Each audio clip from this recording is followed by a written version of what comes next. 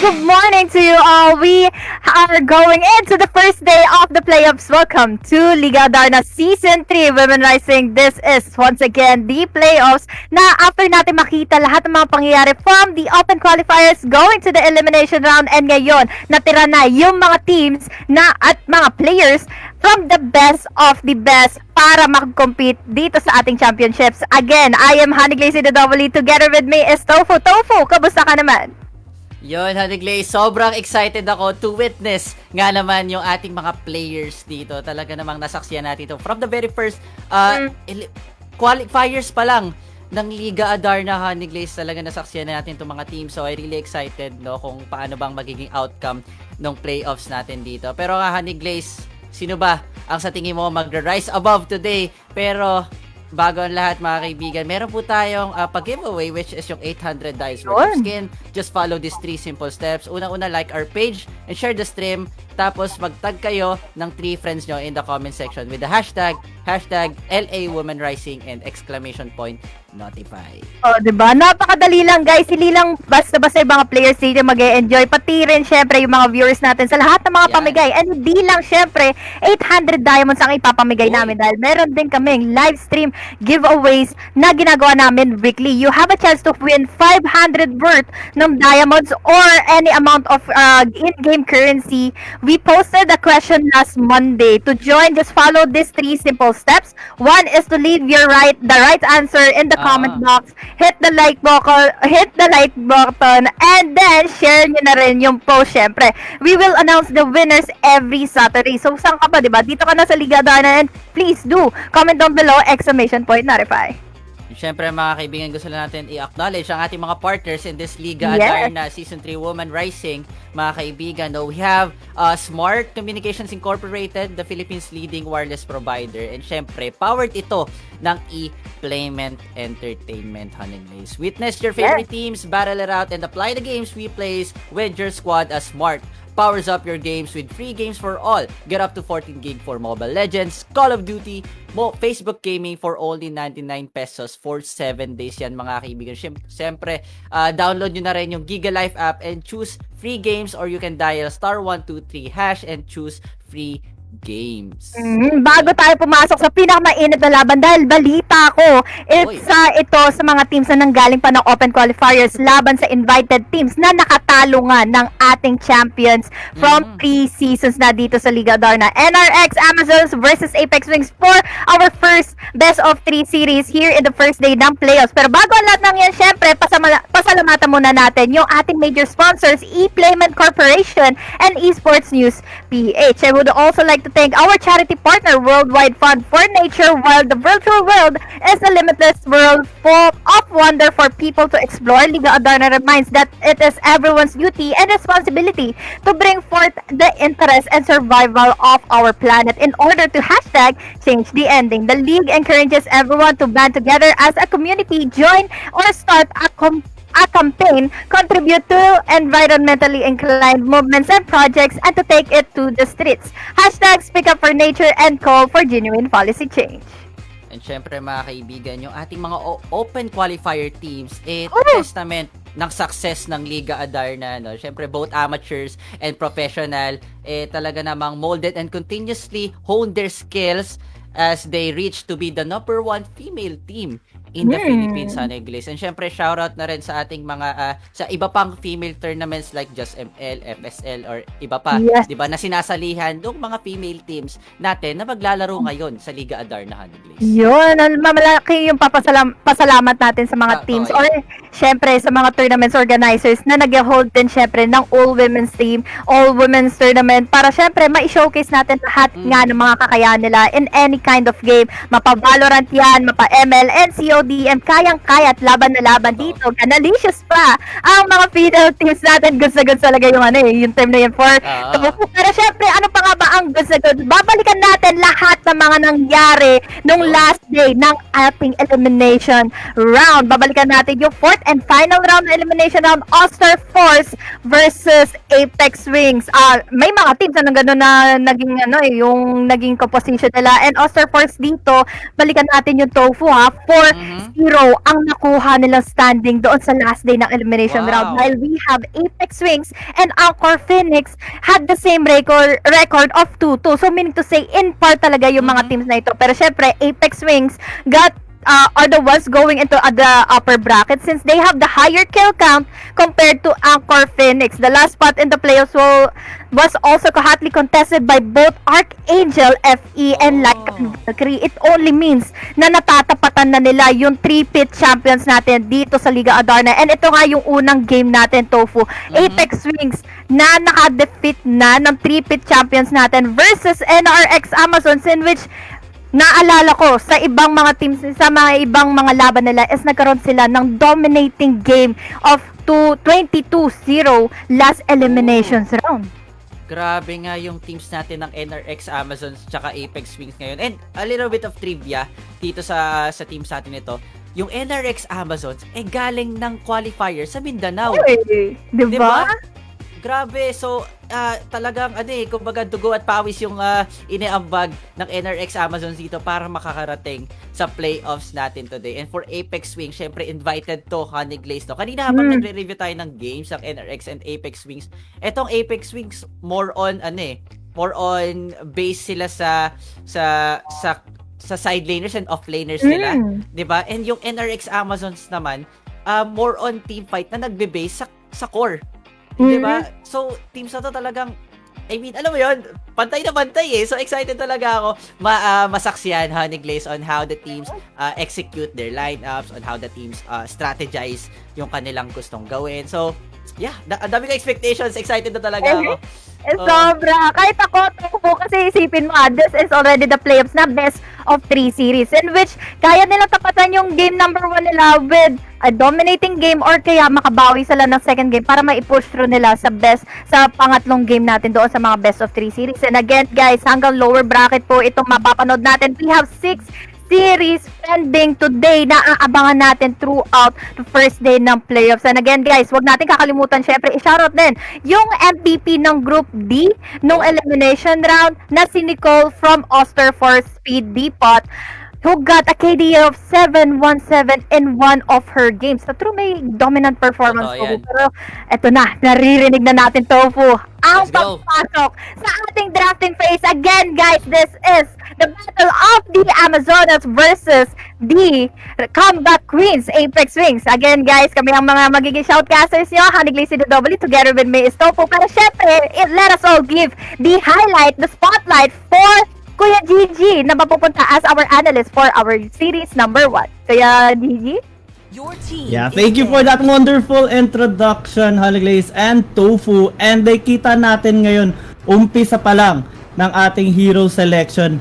Respect bans sa agad ang binibigay nila dito. Alice, same nila to ginagamit eh. Ito sa mga similar picks nito ng NRX Amazons and Apex Wings. Jawhead, they're actually targeting here yung Jawhead dito ng NRX Amazons kasi malakas sila sa pick. They also have meron nga silang Selena Digi and Selena Digi strat na sobrang nag-dominate ng game nila before. Kaya talaga isa to sa mga magiging threats and tinatanggal nila ngayon yung mga early game potentials ng NRX Amazons. Eve is just meta ban na ayaw nilang mapunta dito sa game na ito. Pakito, one of the strongest side laners na nakikita naman natin all throughout the tournament.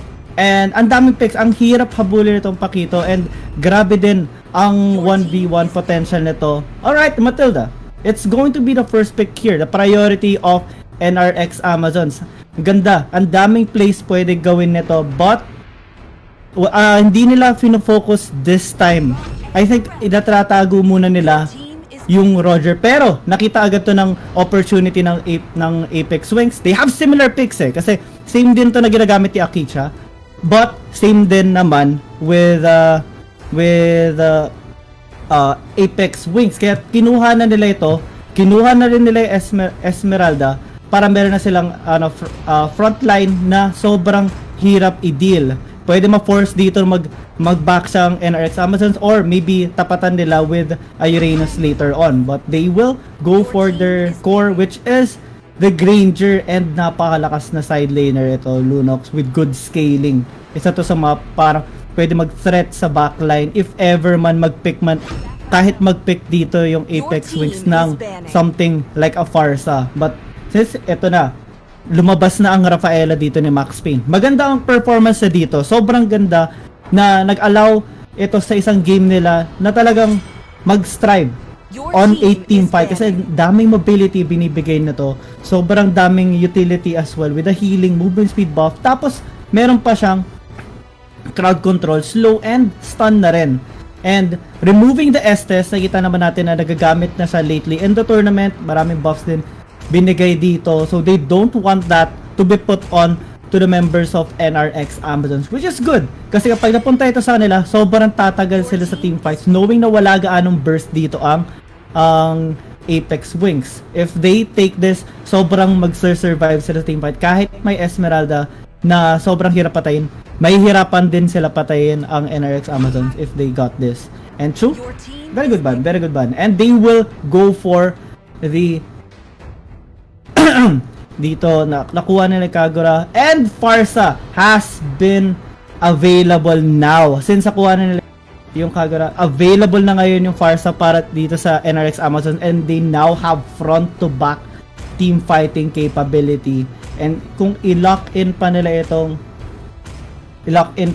sobrang balance na ng composition na. They have frontline, they have really good scaling as well, but okay, Benedetta will be able to push through in this game. And sobrang nakakatakot to pag mapunta kay Shady Mew kasi maganda yung performance na dito eh. Sobrang ganda ng performance na dito. Siya din yung naggawa ng Selena Digistrat before. So at ang very meticulous siya when roaming, and yung decision making niya sobrang ganda when trying to make picks onto the enemy team. Kaya ito yung, feeling ko, ito yung mga pag-iingatan dito. Syempre, yung Roger dito, same Roger dito ni main, same with dito sa sa Granger ng NRX Amazons, but most especially the Benedetta. Tingnan natin kung sino ba ang mananalo dito sa game na ito. I will pass you on to our shoutcasters, Honeyglazee and Tofu. Take it away. Yan. Yes, very thankful for that analysis, Kuya Gigi. Kaya naman ngayon, guys, nandito na naman kami sa inyong harapan para ibigay sa inyo mainit na first game of the first day ng playoffs. Honeyglazee DW together with me is Tofu, ang minatamis na Tokwatang tandem for the first series ng ating playoffs. Tofu, ano nga ba ang sa tingin mo manggaganap dito for our first game? Well, actually, expectations nandun na talagang magiging maganda yung laban ng ating mga teams dito. So, I'm really excited on how the teams nga mag-execute. Kanino pa sinasabi talaga to, Honeyglazee, kasi excited talaga ako on how the teams nga naman na may execute nila. Pero, looking at their drafts, right here, I think nag-go ang team ng NRX Amazon on 3-mage setup. Yes, they have Matilda, Farsa, and same as the Lunox. So, medyo, alam mo yun, medyo tataas yung damage output, yes, pagdating ng early game, pero kasi lalambot naman sila pagdating ng late game. Honeyglazee?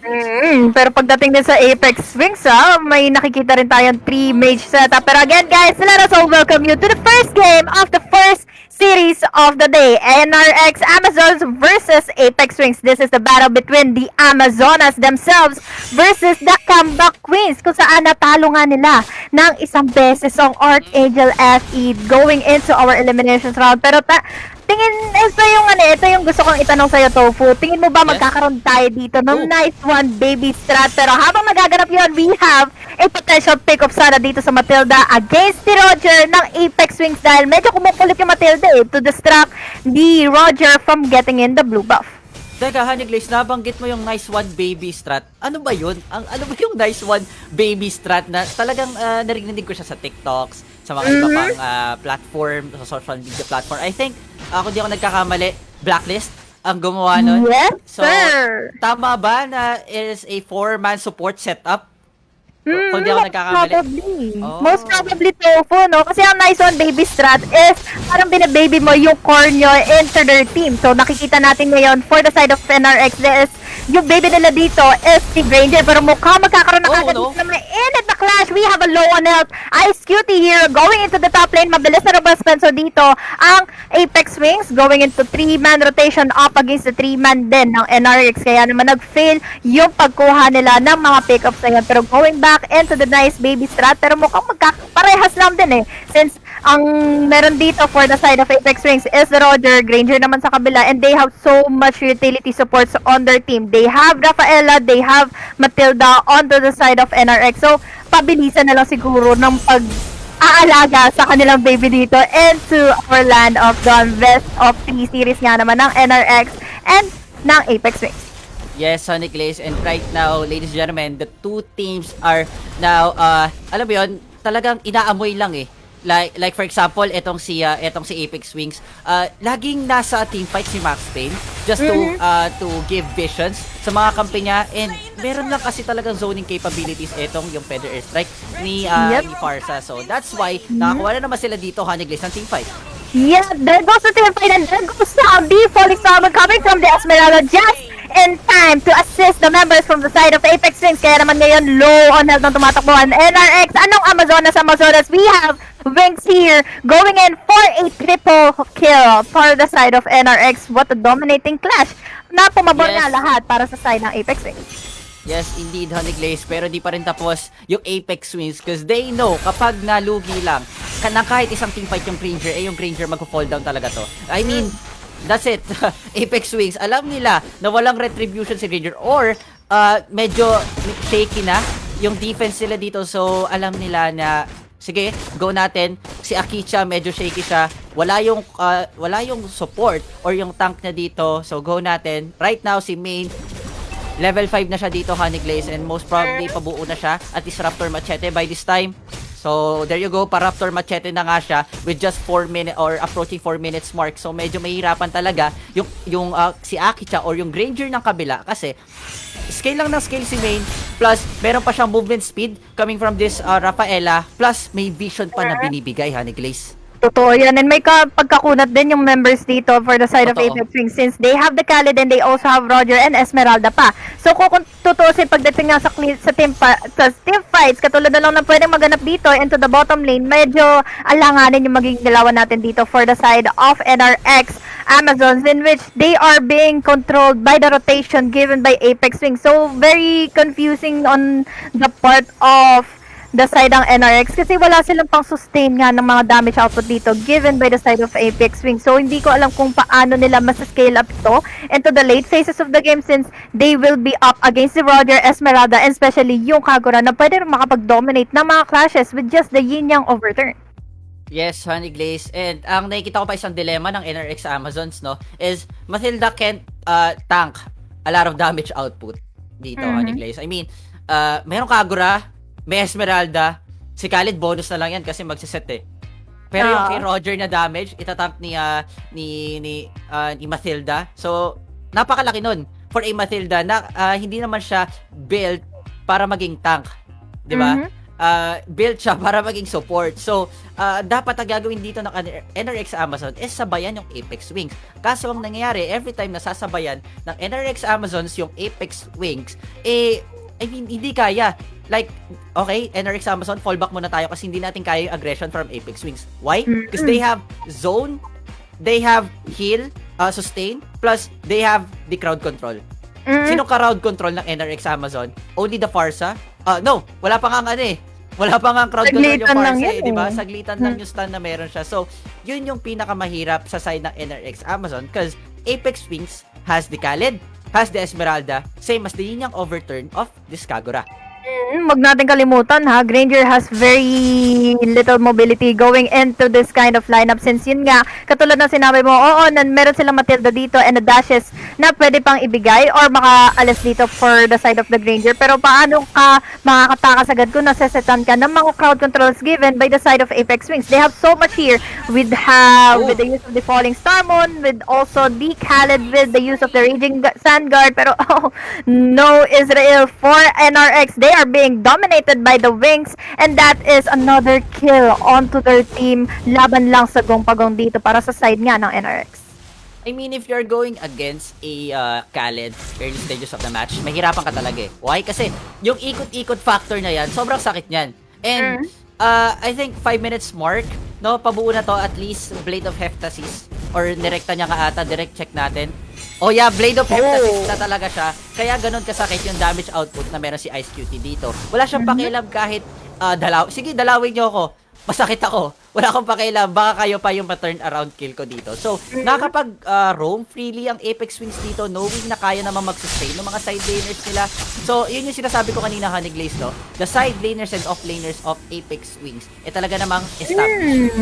Na kahit iwan nila, kayang-kayang mag-farm. Pero meanwhile, sa mid top lane, Honeyglazee, Yes, nagkakaroon na nga tayo ng potential pick-off here. We have already the Circling Regal already used. There goes the Raging Sandguard para ma-caught off guard ang NRX Amazons dito. But there goes the kill going for the Granger. Akicha naman ang nakakuha nun. Pero on to the bottom lane, we have a potential clash na namumuuna dito against Apex Wings and NRX. Oo, nakikita nila dito sa top lane yung mainit na clash between the Granger, between the Khaled. Pero syempre, they took that opportunity para syempre they will be the ones dominating the bottom lane naman dito habang mabilis na sila makakapag-control going into mid, clearing out those minways. Kaya dito natin masasabi na sila yung nagbibigay ng tempo dito for the side of NRX Amazon.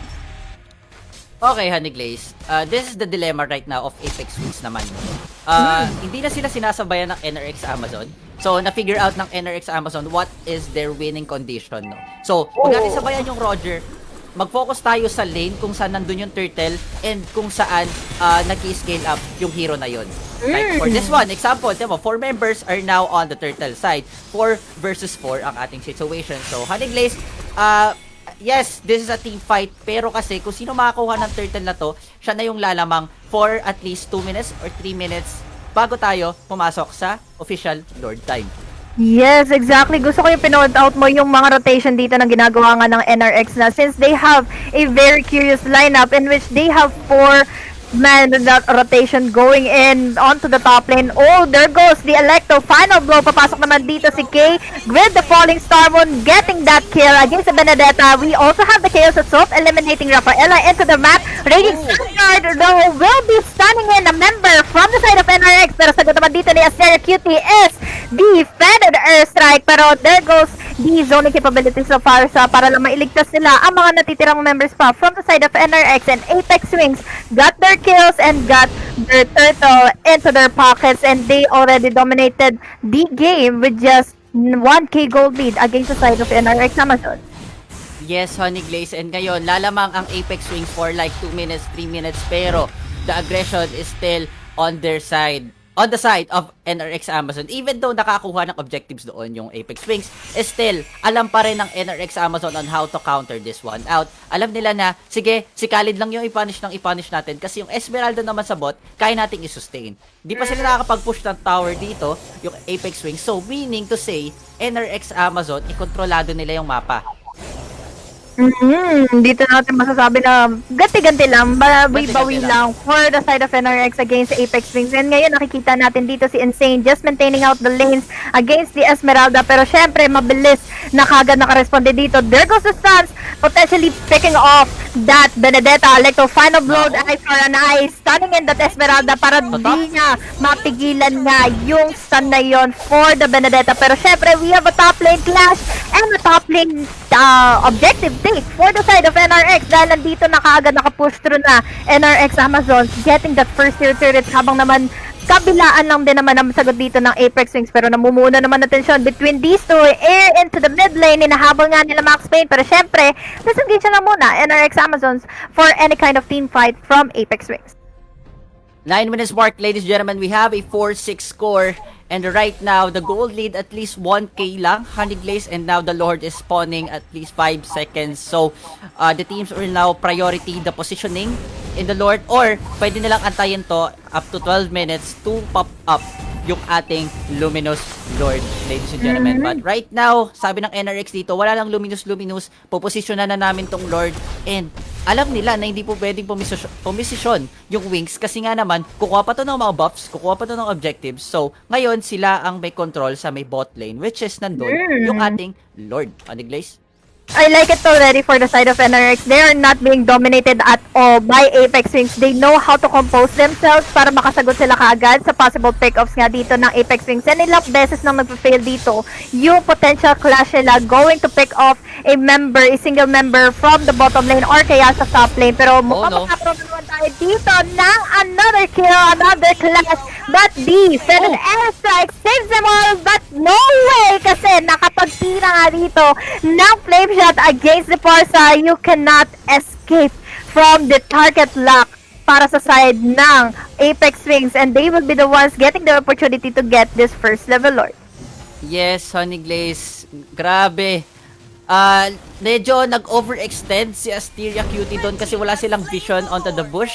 So, ang gagawin na lang ng NRX Amazon is get an objective on the top lane. Kapag may pumalag, papalaga nila. Pero ngayon nga, si Khaled goes down Ice Cutie, ladies and gentlemen. So, that is a plus points for NRX Amazon para hindi magtuloy-tuloy yung aggression ng Apex Wings dito. So, Honeyglazee, nakikita ko na ang gustong gawin ng Apex Wings and NRX Amazon. Apex Wings, gusto nila tapusin ng laban with a traditional way, no?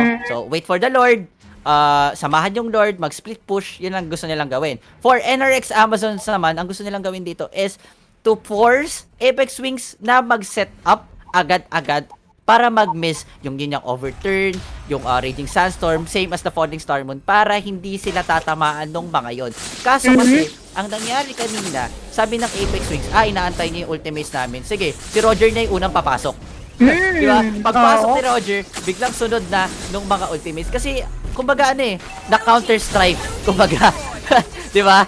Na counter-strike mga kaibigan. But right now, actually, 4 members are now on the top lane. So, with aggression, they really want to get objectives by objectives. Honeyglazee? I'm getting the winning conditions sana dito ng NRX, getting those objectives into the top lane, pero mukhang magkakaroon na naman tayo ng clash into the blue buff. Dito sa side ng NRX Amazons, we have already used here the Datsunava coming in from Akicha, pero hindi pa rin magiging sapat yun para makilitiman lang Apex Wings here into the mid lane. 5 laban sa 4 ang nagaganap na sitwasyon dito dahil papasok na naman dito. Iso now we have the Fed Airstrike rather coming from Asteria Cutie, zoning out here members from Apex Wings and efficiently using it para lang syempre maitanggal sa mapa yung mga minions dito sa mid lane para syempre they will be secured na hindi sila basta-basta mapupush through dito ng Apex Wings.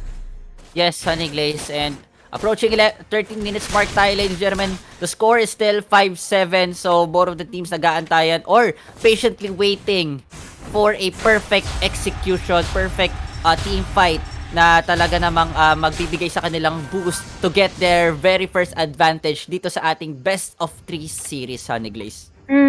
Yung gusto ko na mention mo kanina yung pag-uubos nila ng mga skills and utilities, pero going into the top lane, there might be a clash na pwede maganap dito, pero with the mobility set by Akicha, by the Benedetta, and syempre itong Matilda, nakakataka sila kaagad. So nasasayang at nasasayang na yung mga ginagamit na skills dito, binubuhos na lahat ng Apex Wings just to make sure na may ma-pick up sila, kaso wala pa rin talaga. Nakakatakas. They are safely surviving any clash and any kind of pick-ups na gusto nga gawin dito ng Apex Wings. And going into our 13th minute mark of the game, 70 seconds na lang ang hinintay for another Lord to respond. And ang ginagawa lang dito ng NRX is getting those pushes, getting those tier objectives, and hindi nga yun maitan siya ng Apex Wings kasi gusto nila kumuha ng kill bago sila kumuha ng objective.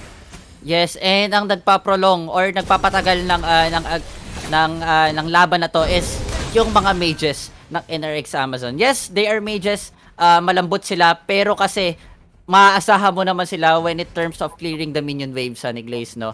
So, yun talaga ang pinaka-dilemma or pinaka-problema ng Apex Wings dito. Hindi sila makapag-go, initiate, kasi NRX Amazons, meron silang Farsa, may Benedetta na pwedeng mag-dash in, dash out lang, tapos invulnerable pa. Tapos meron pang Matilda na tamang poke lang nung kanyang mga damage dito, and Lunox for the clearing or the brilliance damage as well. So, yeah, Apex Wings dito, they really need the blessing from the Lord to actually penetrate this one, kasi kapag wala, mahirapan sila mag-penetrate dito kasi nga naman, Farsa, mages.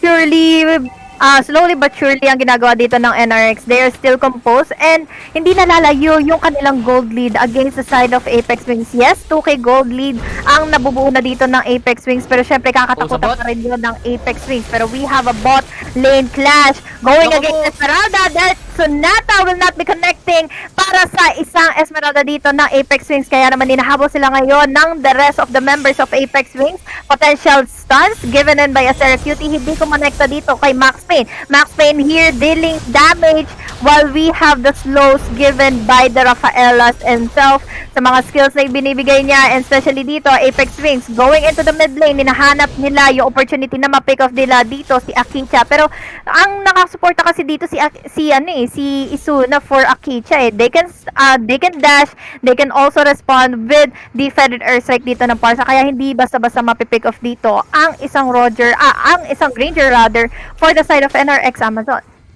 Yes, Honeyglazee, and with that kind of decision making, talaga namang magugulat ka na talagang, alam mo yun, yung NRX Amazons and yung Apex Wings dito, they are patiently waiting for the right time. Pero Honeyglazee, sa may bot lane, naku po, nagkakaroon yata ng team fight. Yes, here goes the team fight. Like and Pounce coming in from the Roger, and the immortality pops up coming from the Matilda herself para makatakas, pero hindi pa rin nagiging sapat talaga since mas masakit na talaga ang damage dito ng Apex Wings. Kaya naman ngayon apat na lang ang natitira for the side of NRX Amazons, but their pressure is real for Apex Wings kasi syempre yung Benedetta na pag-push through ng mga minion waves. Pero again, much pressure naman na may bibigay dito for NRX Amazon since this is already the second level Lord, Luminous Lord going into the Land of Dawn, and this might be uncontested since wala silang pang bigay dito ng pressure against Apex Wings, and another hero goes down with the use of the Yin Yang overturn. Wala na sa mapa kaagad dito si Asteria Cutie, and Asteria Cutie is one of the most viable heroes na kailangan nila para ma-zone out dito Apex Wings from any kind of pushes na ginagawa nila ngayon. Yes, Honeyglazee and Apex Wings, they are showing kung ano ba ang damage na meron sila dito, and the Luminous Lord will now march through the top lanes here of the team NRX Amazon. This might be it, Honeyglazee, no? This might be the final team fight na inaantay natin lahat. Pero still, mga kaibigan, this is just the loading game of both of the teams. Talaga nagkapaan sila sa game na to, Honeyglazee. Kitang-kita naman natin every team fight, di sila gustong mag-initiate, pero kaso na yun yung main. Andun na yung Lord.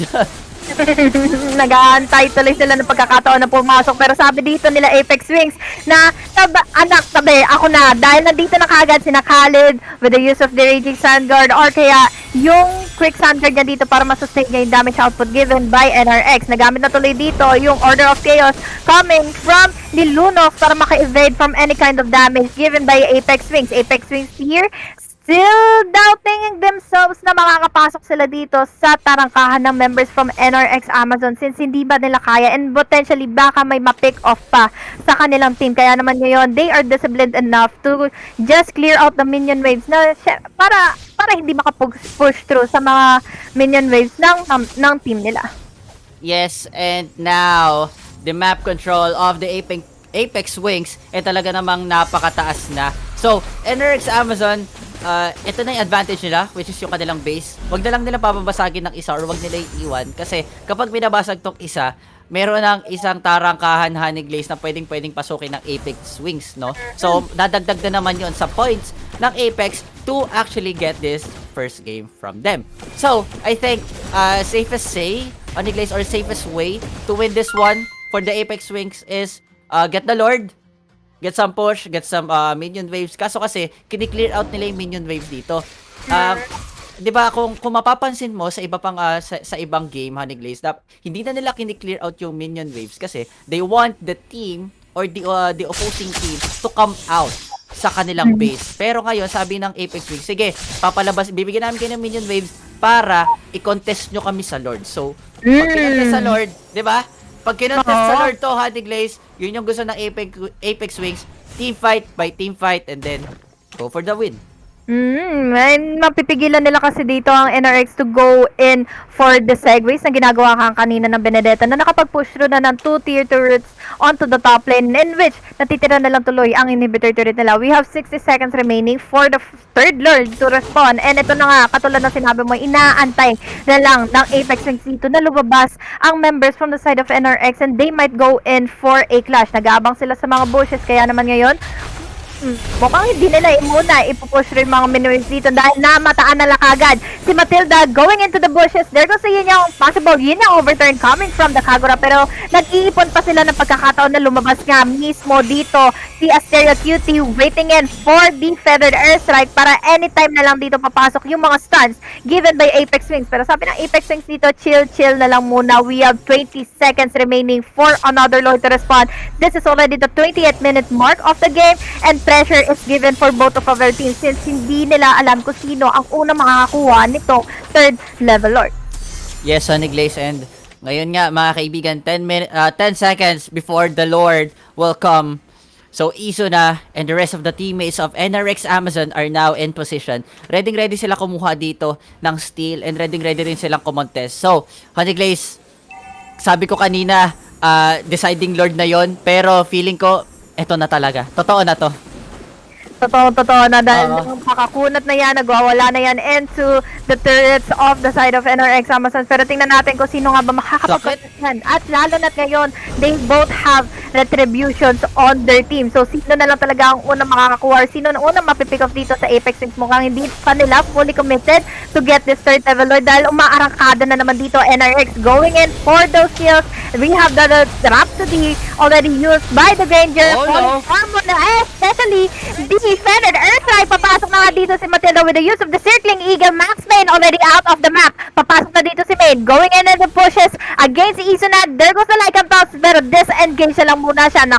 Kasalubong na tuloy into the bushes dito. Isang member from the side of NRX na suppress si Shady Meow with the falling Starmon given by the Esmeralda. We have one member lost for the both teams pero mukhang masusunod pa ng Apex Wings will be losing Roger into the mid lane ay nakabot patuloy dito na Matilda with the use of the circling eagle si Esmeralda kaya naman ngayon tatlo ang nawawala for Apex Wings, apat pa for the side of NRX and they will be the ones trying to push this through para makuha yung third level Lord into their side. Ayun lang, Honeyglazee. Alam ng Apex Wings, napansin na nila si Benedetta, which is si Insane sa may top lane. Kaso na-bothered sila na, wait, hindi natin kaya ng team fight. Uwi muna Khaled, uwi muna Esmeralda or etong Rafaela. So, nagkulang sila sa team fight and then yung ibang members ng Apex Wings, inasim na. So, medyo nagkaroon lang tayo ng misposition when it comes to Lord. I think Honeyglazee and yun na-punish yung team fight na yun and ngayon NRX Amazon comeback Israel getting the Lord, getting a turret in the top lane as well. So ngayon inuubusan nila yung objective sa mid lane and I think bot lane na rin. Ito na nga si Benedetta nakahiwalay na. We have here two members into the mid lane para sa side ng Apex Wings. One, trying to push through this Lord para mawala agad at hindi na umabot sa base pero masyado na siyang makunat. Papasok na dito si Isa na, wala pa siyang circling eagle na ginagamit. We have here the Predator Airstrike zoning out members from the side of Apex Wings. Quick shot guard, we have the Raging Sandstorm. Maliyata dito ng isang Khalid dahil nagtunaw sa kaagad mula sa Rhapsody dito given by the Granger na yun. Nagmumunok na lang papunta papasok ang militar dito ng Apex Wings and NRS with the Granger getting those triple kill and mukhang dalawa na lang natitira si Kagura pa so ang natitira. We have the falling Ammo. Yes, umabot siya kumonekta pero we have a tower lockdown. Wala lang medium wave for the side of NRX kaya ngayon hinihintay na lang nila yung opportunity na mabasag pa itong last inhibitor turret going and comeback indeed Tofu for the side of NRX. They are so composed into the mid phases of the game na kinakaya na sila ng Apex Wings dito pero nabawi nila kagad with that certain clash lang doon sa third level Lord Pit. Honeyglazee, kung makikita mo lang, sobrang shook ako sa mga nangyayari kasi yung NRX Amazon is more on single target. So, ang ginawa naman ng Apex Wings, kapag pumasok si Khalid, tsaka lang papasok si Esmeralda, so naging audition yung nangyari for the side of Apex Wings. Sayang yung kalamangan nila dito, Honeyglazee, but it is what it is. Diba? Yes, it is what it is. Indeed, Tofu. Grabe nga naman yun. Congratulations for winning in the first game and to the series number 1 dito sa first day ng playoffs. Pero syempre, let us hear what Kuya Gigi has to say. Dahil GG na tayo dito for our first game pa lang. Grabing comeback yun, Kuya Gian.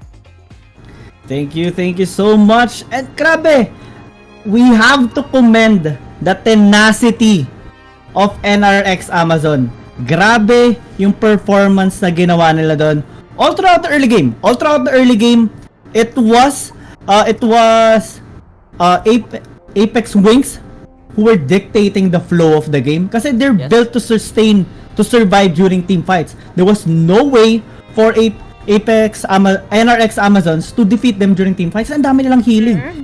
They have the Khalid, they also have the Rafaela na sobrang taas ng healing. And during the early game, during the 2-minute mark sa turtle fight, dun una nagkamali nga yung NRX Amazon. They tried to burst down the Khalid, kaso hindi nila ma-burst down, and naka-good punish yung Kagura sa kanila. 2-man ulti, and dun nila na turn around yung game. However, during the later stages of the game, tinatry pa rin gawin kasi yun ng Apex Wings. Tinatry nila i-bait out ang NRX Amazons for a team fight kasi yun yung win condition nila i-allow yung minion ay yung creeps na mag-push towards their base, tapos mafo-force ang NRX Amazons na lumayo para habulin yung wave or i-contest yung objective just like the Lord. Pero yung bandang huli na kasi halos even out na yung gold kasi naka-farm na dito ang NRX Amazons. Sumasakit na yung Farsa, sumasakit na yung Lunos, even the Granger is making the plays. Yung Benedetta, sobrang sakit na rin.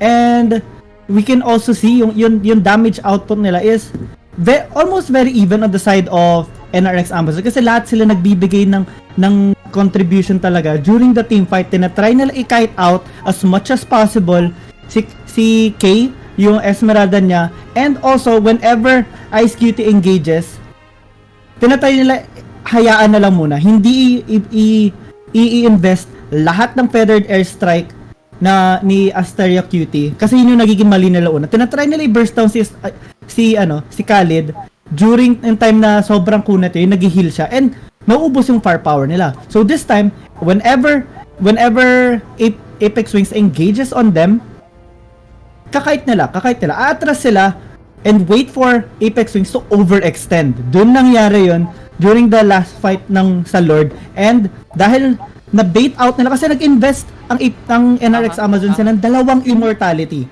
dalawang anti-healing, sobrang counter yung ginawa nila doon. And yung dalawang immortality doon ang naka-bait out kay Akisha, kaya nakakuha sila ng pick ang naka-bait out doon kay Main, kaya nakakuha sila ng good pick sa Roger na nag-transition into the Lord, tapos push nila ang top lane, mid lane, and bot lane. And during yung last will na lang dito ng Apex Wings is another team fight. Kaso sobrang sakit na. Ang laki ng gold na nabawi doon ng NRX Amazons. Parang bigyan niyo lang sila ng isang opportunity. Magkamali lang kayo ng isa, aabusuhin na nila yon. Kaya din talaga isa ang NRX Amazon sa pinaka kinakatakutan in this tournament kasi pinakita nila ngayon na bigyan nyo lang sila ng isang oportunidad na i-turn around yung game, gagawin nila yon, ilalock nila yon, at yun ang nagawa nila ngayon sa game na ito. 12-12 lang ang kill score pero grabe yung grabe yung intensity ng game, grabe yung execution nila. It's very commendable. And that will be my analysis. I will bring you back to the casters, Honeyglazee and Tofu. Yan. Thank you so much, Kuya Gigi. Grabe nga yun. I'm reading through the comments dito ng live stream natin na ibang klase talaga. We have here one saying na sobrang crucial daw ng pag-pick off nila doon sa Lord. And yun nga, tama nga yung sinabi nila dito, especially yung sinabi ni Kuya Gigi na it all makes sense na hindi sana na pressure out sa kasi dito ang Apex Wings with the positionings given by NRX with the use of the Benedetta. And sabi pa dito ng page mismo ng NRX Gaming, shoutout sa inyo, sa admin po, and sa mga viewers din, and sa mga supporters ng NRX Amazons here into the live stream. Sabi dito ng NRX Gaming na comeback wins daw ang NRX Amazon. So hindi lang sila Amazonas but they might be officially crowned as comeback queens kapag nakuha pa nila yung game number 2 here in our best of 3 series against Apex Wings, Tofu. Yes, Honeyglazee, and what a match indeed naman talaga, di ba? What a match from the both of the teams dito. So, pinakita kasi ng Apex Wings is aggression, early to late game, pero pagdating ng 20 minutes mark, sabi ng NRX Amazon, sige, magkamali lang kayo ng isa, di na namin kayo hayaan mag-dominate pa. So, that's the game. So, guys, lamang po sa series ang ating NRX Amazon. They are leading by 1. So, yeah, Honeyglazee.